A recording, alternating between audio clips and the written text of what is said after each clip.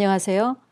저는 연세대학교 사학과와 고려대학교 역사교육과에서 서양사와 유럽사 관련한 교양 및 전공 강의를 하고 있습니다.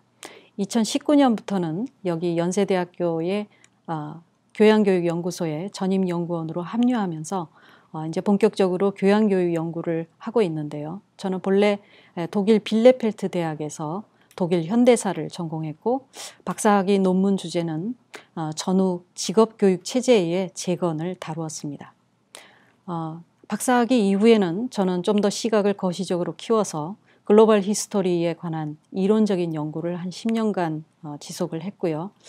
그 10년 연구의 결과로 봤을 때 이제는 글로벌을 넘어서 정말 생태계 전체를 다루는 좀 더 큰 차원의 환경사로 관심을 확대해야 되겠다라는 이런 계획을 갖고 있던 차에 교양교육연구소에 합류하게 되어서 제가 앞으로는 환경사 교육과 연구에 관한 그런 연구 초점을 관심을 발전시켜 나갈 그런 계획을 현재 갖고 있습니다.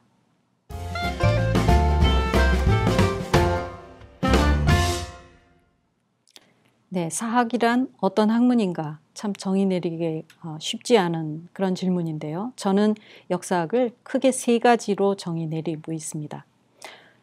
역사에는 3간이 있는데요. 시간, 공간, 인간이죠.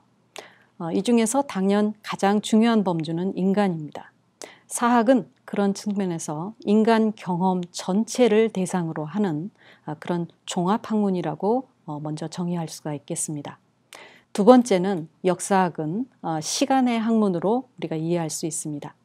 인간은 모든 동물 중에서도 존재론적인 질문을 던지는 유일한 생명체이죠. 인간은 어디에서 왔고 현재 인간은 무엇이며 어디로 갈 것인가 라는 이런 존재론적인 질문을 던지는 이런 존재이기 때문에 사실 여기에 대한 답변은 시간 속에서 구해질 수밖에 없는 것이죠. 그럼에도 불구하고 이 세 가지 질문 중에서 가장 핵심적인 질문은 결국 나와 내가 살고 있는 이 사회가 앞으로 어떤 방향으로 갈 것인가에 관한 미래적인 질문일 것입니다. 그런 의미에서 역사학은 과거의 지식, 그다음에 과거의 사건에 관한 지식을 토대로 하지만 사실 궁극적인 관심은 미래에 있는 그런 미래학이라고도 우리가 얘기할 수가 있는 것이죠. 마지막으로 사학은 과학이 아니라 이야기입니다. 스토리텔링이라는 것이죠. 우리가 역사를 영어로 이야기할 때는 히스토리라고 표현을 하는데요. 이 히스토리라는 표현이 바로 스토리라는 어원을 갖고 있습니다. 사학은 과학이 되려고 19세기에 굉장히 노력했지만 결국은 과학이 될 수 없는 근본적인 한계점을 갖고 있습니다. 그것은 바로 과학처럼 역사학에서는 실험을 하거나 관측을 통해서 역사적 사실에 대한 검증에 이를 수 없기 때문에 그런 것이죠. 역사학자들이 갖고 있는 것은 오로지 과거인들이 남겨준 극히 주관적인 기록뿐입니다. 그러면 인간은 왜 이렇게 이야기를 해온 것일까요? 그것이 불투명하고 또 부정확한 그런 정보임에도 불구하고 인간은 이야기를 계속해왔습니다. 그 이유는 인간이 진화를 거듭하면서 터득한 하나의 생존 기술이라고 할 수 있고 이것은 과학기술이 정말 고도로 발전하는 4차 산업혁명 시대에 가서도 역사학의 이런 이야기적인 기능, 이야기로서의 갖는 힘과 그 기능은 결코 사라지지 않을 것이라고 저는 확신합니다.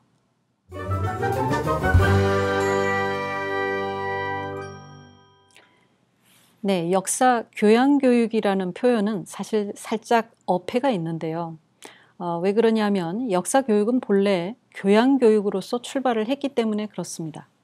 중세대학에서 가르쳤던 교과목 중에 교과목은 3학 4과로 구성이 되어 있었는데요. 이것은 고대 그리스 자유시민의 지적 활동에 기반한 그런 형태로 이것이 구성이 되었습니다. 이 3학 4과 중에서 3학이 사실은 상위 범주에 해당하는데요. 바로 이 3학이 르네상스 시대에 와서 역사, 철학, 그다음에 문학으로 대체가 되죠. 이것이 이제 현재까지 교양교육에서의 그 가장 허리에 해당하는 문사철을 이제 얘기를 하는데, 바로 이 문사철을 주축으로 하는 교양교육의 어떤 틀이 바로 이 16세기, 17세기의 격변기 속에서 탄생했다고 하는 것입니다. 그러면 왜 이 르네상스 시기에 들어와서 이처럼 큰 교양교육의 축이 크게 한번 바뀌는 이런 변화가 일어났을까요? 그것은 이 르네상스 시기부터 시작하는 정치, 경제, 사회, 문화에 이르기까지 그야말로 격변기였기 때문에 그렇습니다. 이 격변기를 성공적으로 생존하고, 그다음에 더 나아가서 이 위기를 이용을 해서 또 출세하고 성공할 수 있는 그런 삶에 필요한 인간적인 자질, 그다음에 인간다움에 대한 고민이 상당히 반영된 어떤 결과라고 볼 수가 있겠죠. 오늘날 역사 교양 교육이 새삼스럽게 이렇게 거론되는 까닭은 무엇이냐 하면은, 사실 이런 본유의 좀 더 포괄적인 그런 인간 교양을 초점을 두는 이런 역사 교육의 본유의 그런 과제가 19세기에 들어와서 상실되었기 때문에 그렇습니다. 19세기에 들어오면은 근대 역사학이 이제 과학이 되려고 하죠. 이 과학이 되는 과정 속에서 역사 교육은 아이러니하게도 삶과 유리되고 대신에 역사 전문 연구자를 교육하는 하나의 직업 교육으로서 이것이 전향하게 됩니다. 굉장히 엄격하고 전문적인 그런 사료 비판을 할 수 있는 그런 전문 역량을 드디어 역사 교육이라는 이름 하에서 하게 되는데요. 역사적인 진실을 발견할 수 있는 그런 사람들을 훈련하다 보니까 결국 이렇게 엄격한 방법론을 적용을 해서 도출하는 역사적인 사실이라는 것은, 그것이 곧 역사적인 사실이자 또한 역사적인 진실이라는 그 권위를 독점하게 됩니다. 그러나 저는 역사학에서는 적어도 전공교육과 교양교육의 영역이 구분된다고 생각하지 않습니다. 다만 그 다루는 주제의 깊이나 넓이의 차이가 있을 뿐이죠. 마치 고차 방정식을 푸느냐 2차 방정식을 푸느냐 그 정도의 차이만 있을 뿐이지, 역사 교육이 본래 집중해야 되는 그런 본령은 전공교육이나 교양교육이나 똑같다고 생각합니다. 그것은 무엇이냐 하면은, 근본적으로 인간의 삶과 경험 그 자체를 이해하고자 하는 노력이 바로 그 대상과 또한 초점이 되어야 된다라는 것이죠. 이것을 무시하고 구조라든지 이론, 가장 대표적인 것이 우리가 잘 아는 이데올로기, 혹은 그것을 역사적인 정의 혹은 가치라고 부르더라도 그런 이데올로기나 패턴을 확인하는 그런 규명 작업에만 매달리는 것은 그 자체가 굉장히 허구적이고 비역사적이다. 저는 그렇게까지 이야기하고 싶습니다. 네, 지금 여러분이 보고 계시는 두 장의 그림과 사진이 있죠. 왼편이 있는 것이 17세기 런던의 커피하우스에 대한 그림이고요. 오른쪽에 위치하고 있는 것이 1925년의 로카르노 조약의 사진입니다. 여러분은 이 그림과 사진에 등장하는 인물들이 어떻게 보이시나요? 그냥 단순히 어떤 재구성된 피사체 이렇게만 느껴지시나요? 이것이 저와 똑같이 호흡이 있고 피가 따뜻하고 그 다음에 심정박동 소리가 들리는 그런 인간으로 보이시나요? 처음 보실 때에는 그렇게 느껴지시기가 어려울 것입니다. 그러나 이들은 우리와 똑같이 그 당시대를 굉장히 치열하게 살아간 그런 인간들이죠. 우리가 이 점을 조금 더 주안점을 두고서 소통하는 그런 마음으로 이 그림과 사진에 등장하는 인물들을 바라본다면 여러분한테 굉장히 많은 궁금증이 일어나실 것입니다. 먼저 이 커피하우스를 그린 그림에서 등장하는 사람들은 다 하나같이 굉장히 열띤 토론을 벌이고 있습니다. 네, 여기에 서빙하는 사람이 3사람이나 있을 정도로 많은 사람들이 모여서, 또 특이한 거는 뭔가요? 탁자 위에 뭔가를 두고서 그것을 같이 읽으면서 토론을 하고 있죠. 오늘 여러분이 카페를 가셔도 접하기 어려운 풍경입니다. 왜 이들은 이렇게 무엇에 관해서 이렇게 열띠게 토론하고 있을까요? 궁금하지 않으십니까?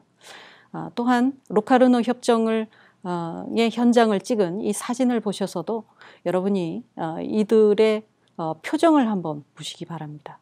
다들 굉장히 숙연하고 엄숙한 표현으로 분위기가 있죠. 예, 왜 이들은 이렇게 미소조차도 옅은 미소조차도 떠오르지 않을 정도로 굉장히 경직되고 또 엄숙한 이런 분위기에서 협정을 조인하고 있는 것일까요? 그리고 이거를 찍은 사진사는 도대체 왜 이런 구도를 설정했을까요? 또 누구를 위해서 이런 사진을 찍었을까요? 네. 이런 여러 가지 질문들이 우리가 이 그림과 사진에 등장하는 인물들을 우리와 똑같은 인간으로 볼 때는 이런 질문들이 많이 나올 수가 있습니다. 우리 국내 역사의 수업에서는 사료 강독을 좀처럼 하지 않습니다. 이거는 고학년의 전공교육의 전유물처럼 여기지만 제 생각에는 사료야말로 최고의 역사 교재입니다. 당대인들의 숨결을 100% 하는 것은 사실상 불가능하지만 이런 사료가 굉장히 훌륭한 역사 교재인 것은 바로 삼자대면식의 대화를 가능하게 해주기 때문에 그렇던 것이죠. 이 그림과 사진 자료만 보더라도 여기에 등장하는 그들이 있습니다. 그리고 그들을 기록한 자와 그 다음에 이 그림과 사진을 해독하려는 우리가 있습니다. 이 삼자 사이에 대화가 진지하게 진행될 수 있는 방법은 무엇일까요? 적극적으로 질문을 던지는 것이죠. 이런 질문에 답하기 위한 역사적인 추론과 사유 능력이 동원될 때, 최대한으로 동원될 때 우리는 이 두 가지 사료에서부터 최대한의 해답을 끌어낼 수가 있습니다. 역사 교육은 곧 과거의 역사적인 사건 자체를 배우는 데 있지 않습니다. 역사적인 사실 규명과 진실을 탐구하는 그것을 또한 추구하는 과학적인 역사 교육은 일방적인 지식 전수와 암기 위주의 학습으로 귀결되었죠. 왜냐하면 그들은 굉장히 엄격한 방법론을 강조해 왔기 때문에 그런 방법론을 통해서 도출해낸 역사적인 사실은 곧 진실이었기 때문에 그것은 암기의 대상이 될 수밖에 없습니다. 그러나 역사학이 혹은 역사가 인생의 스승이라고 한다면 그 스승이 가르쳐주는 진짜 가치는 과거 지식으로부터 직접 도출이 불가능합니다. 과거 역사로부터 우리가 배워야 될 것은 역사적인 사건 자체가 아니고 E.H. 카가 이미 역사를 과거와 현재의 대화라고 정의했듯이 과거 시대를 살아간 사람들과 대화하는 방법입니다. 지금 21세기 코로나 시대를 사는 내가 고대 로마인, 중세 유럽인, 조선시대 임진왜란기를 싸웠던 수병, 그다음에 우리가 봤던 사진에 등장하는 로카르노 협정 테이블에 참석했던 이런 사람들하고 내 맘대로가 아니라 제대로 대화하는 법은 어떻게 가능할까요? 내가 수많은 질문을 공감력을 충분히 발휘해서 수많은 질문을 던지는 과정 속에서 창의적인 추론, 그다음에 상상력, 역동적인 사유가 같이 동반될 때 우리는 그들을 진정으로 이해할 수 있게 되고 또 그들이 행동과 그들이 보여준 어떤 행동의 결과물에 대해서 우리는 최대한 역사적인 사실에 근접한 판단을 내릴 수 있습니다. 그들과 그들의 기록자는 모든 죽은 자들입니다. 그래서 이 대화에는 아주 팽팽한 그런 시공간적인 긴장이 개재될 수밖에 없는 것이죠. 그리고 이런 지적인 긴장이야말로 우리로 하여금 사유와 성찰의 폭을 극대화할 수 있는 그런 최적의 계기를 제공한다고 할 수가 있겠습니다. 그리고 이것이야말로 역사 교양 교육이 필요한 이유이고 또 살아있는 지식으로서 삶과 유리되지 않는 역사 교양 교육이 제공할 수 있는 지식의 실체라고 할 수 있겠습니다.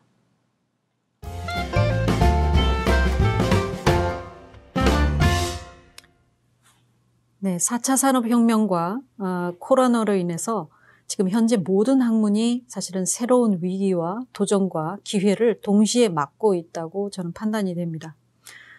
포스트 코로나 시대에는 이제 과학기술의 거침없는 질주, 그리고 생태위기의 역습, 사회경제적인 갈등이 한층 격화될 것이라고 저는 개인적으로 생각하는데요. 이런 삼중의 위기 속에서도 저는 개인적으로 우리 지구 생태계가 정말 인간 문명권에 대해서 이제까지 우리가 경험해보지 못한 그런 규모와 정도로 역습을 할 것이다라는 것이 제 개인적으로 갖고 있는 가장 큰 우려입니다. 이미 너무 유명하게 유행하게 된 인류세라는 개념은 이런 위기의 단적인 표현이라고 우리가 할 수 있겠습니다. 이런 전대미문의 위기 국면 속에서 역사 교양 교육이 추구해야 되는 어떤 과제는 인간의 자기 이해라고 할 수 있는 휴머니즘을 새롭게 도약시키는 것이다. 그런 새로운 도약을 준비하는 것이다. 저는 그렇게 얘기하고 싶습니다. 인간과 자연을 이분법적으로 이해하고 인간은 항상 자연에 있어서 예외적인 존재다라는 이런 고질적인 이해가 그간의 우리 휴머니즘적인 그런 전제 조건을 이루어왔었는데요. 여기서부터 이제 우리는 첫 번째 벗어나야 됩니다. 그래서 지구 생태계에 책임 있는 일원으로서 인간이 어떤 위치에 있고 또 그에 걸맞는 인간의 덕목이라는 것은 무엇인가에 대한 반성적인 포스트 휴머니즘을 준비해야 된다라는 것이죠. 이런 아주 중요하고도 어려운 이런 과제 앞에서 이런 도전 앞에서 역사 교양 교육은 어떻게 성공적으로 응전할 수 있는가, 그거에 대해서 저는 희망적인 답변을 먼저 생각하고 싶습니다.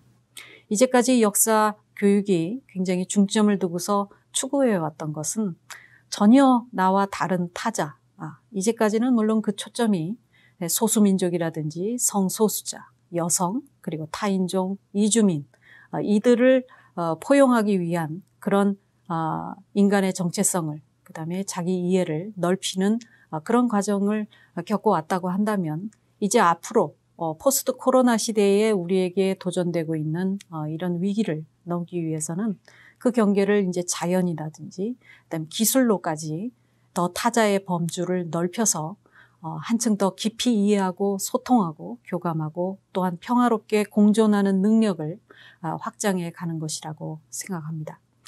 이런 작업을 하는 데 있어서 역사 교양 교육이 특히 역사적인 사유와 추론 능력을 극대화하는 그런 성공적인 형태로 진행이 된다고 한다면 충분히 우리는 이런 좀 더 큰 그리고 더 많은 타자를 품을 수 있는 새로운 포스트 휴머니즘을 성공적으로 준비할 수 있으리라고 낙관해 봅니다. 감사합니다.